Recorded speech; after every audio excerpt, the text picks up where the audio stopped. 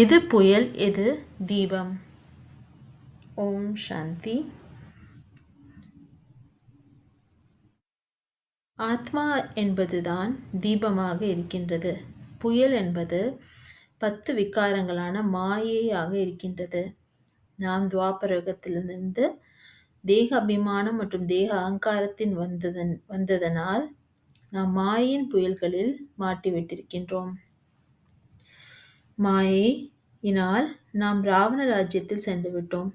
இப்பொழுது இந்த கலியுகம் மற்றும் இந்த கலியுகத்தின் கடைசியில் முழுவதுமாக ராவண ராஜ்யம்தான் நடக்கின்றது.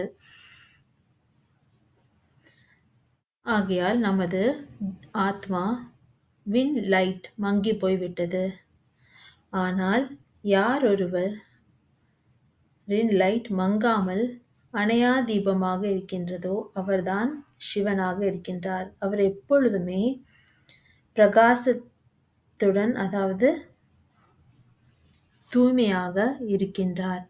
அவர் ஆத்ம அபிமானியாக சதா இருக்கின்றார். அவருக்கு மறுபிறவி இல்லை.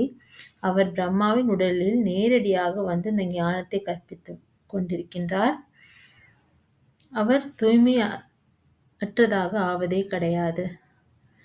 ஏனென்றால் அவர் இந்த சங்கமயுகத்தில் மட்டும்தான் இந்த உலகத்தில் வந்து அவருடைய காரியத்தான ஸ்தாபனையை, அதாவது ஆதி சனாதன தேவி தேவதா தர்மத்தை மற்றும் சத்யுகத்தை ஸ்தாபிக்கின்றார். ஆகையால் அவரது விளக்கு, அதாவது தீபம் அழியாமல் அணையாமல் இருக்கின்றது.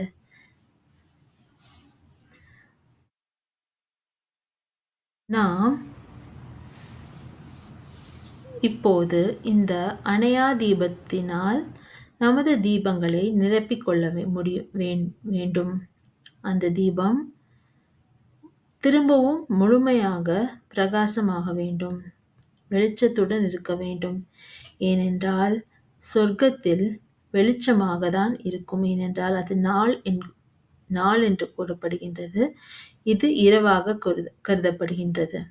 அது பிரம்மாவின் பகல், இது பிரம்மாவின் இரவாக இருக்கின்றது.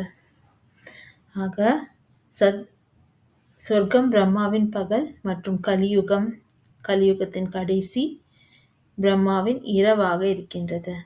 ஓம் சாந்தி.